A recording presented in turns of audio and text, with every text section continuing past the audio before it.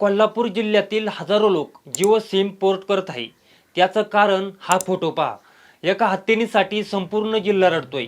असं कधी ऐकलंय का किंवा पाहिलंय का? हो, असं घडलंय। मागील महिन्यापासून कोल्हापूर जिल्ह्यात हे चित्र बघायला मिळतंय।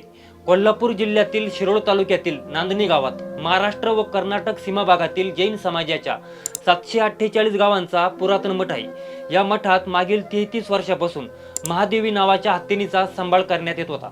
ती 4 वर्षाची असताना कर्नाटक येथून महादेवीला नांदणी येथे आणली होती। ती लहानची मोठी याच मठात झाली। ती गावात लोकांसाठी आईसारखी होती। गावात सण असो, यात्रा असो, उत्सव असो, महादेवी शिवाय काही होत नसे। पण याच महादेवी हत्तीनीवरती वंतारा केंद्राची तसेच पेटाईंची नजर पडली। तिला वंतारा केंद्रात नेण्यासाठी पेटाने सरकारची दारं ठोठावली। हायकोर्टानं अंबानीने स्वतःच्या मुलाच्या स्वप्नासाठी वंतारा हे प्राणी केंद्र उभारलं आहे, त्यामध्ये महादेवी हत्तीनीला पाठवण्याचा आदेश दिला।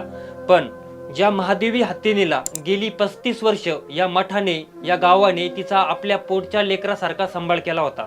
तिच्यासोबत गावातील लहान मुलापासून ते वृद्ध माणसापर्यंत प्रत्येकाचा जिव्हाळ्याचा प्रेमाचा संबंध होता। यांनी वंतारामध्ये देण्यास विरोध केला। त्यांनी सुप्रीम कोर्टाचं दार ठोठावलं, त्याचाही काही फायदा झाला नाही। तरी पण अंबानीच्या वनतारा केंद्रात महादेवी हत्तीनीला या गावापासून हरवून घेतलं। ज्या दिवशी तिला ट्रकमध्ये नेण्यात आलं तेव्हा याच गावातील प्रत्येक व्यक्तीचे डोळ्यातले अश्रू काही केल्या थांबत नव्हते। तसेच विशेष म्हणजे महादेवी सुद्धा आपल्या लोकांचा निरोप घेताना तिलाही अश्रू अनावर झाले। त्यामुळे जिओ ही कंपनी अंबानीची असल्याने याचा निषेध म्हणून कोल्हापूरमधील लोकांनी जिओ सिम पोर्ट करण्याचा आणि त्यावर बहिष्कार टाकण्याचा निर्णय घेण्यात आला। त्यामुळे कोल्हापूर जिल्ह्यातील जवळपास समोर आलेल्या आकडेवारीनुसार 6500 लोकांनी जिओ सिम कार्ड इतर कंपन्यांमध्ये पोर्ट केले, तसेच करत आहे।